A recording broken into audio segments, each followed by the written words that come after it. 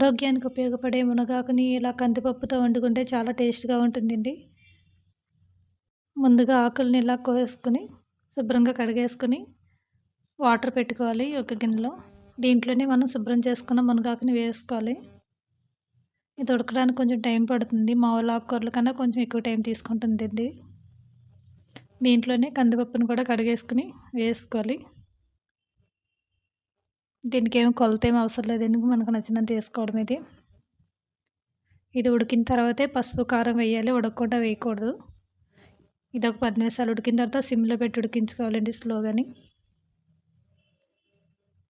ఇది ఉడికిన తర్వాత ఒక సగం ఉడికిన తర్వాత అప్పుడు పసుపు, కారం వేసుకోవాలి. కొంచెం పసుపు, కారం వేస్తున్నాను. సాల్ట్ అయితే మాత్రం లాస్ట్‌లోనే వేసుకోవాలి.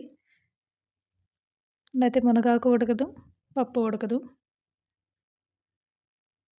ఇది మరి పేస్ట్‌లా కూడా అవ్వకూడదండి పప్పు. కొంచెం పప్పులాగే ఉండాలి. మనం పలచగా చేయట్లేదు కదా దీన్ని.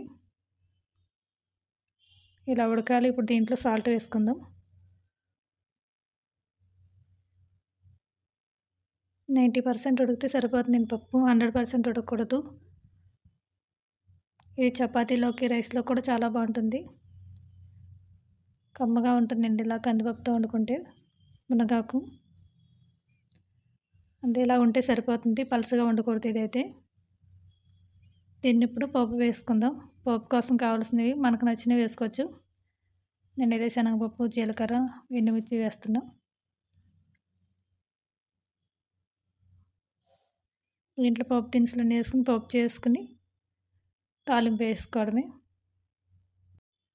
ఇది వేడివేడిగా తిన్నా కూడా చాలా టేస్ట్‌గా ఉంటుందండి ఇది.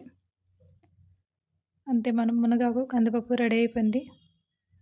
దీన్ని సర్వ్ చేసుకున్నప్పుడు నా వీడియో నచ్చితే మాత్రం లైక్ చేయండి, షేర్ చేయండి, సబ్స్క్రైబ్ చేయడం మర్చిపోకండి.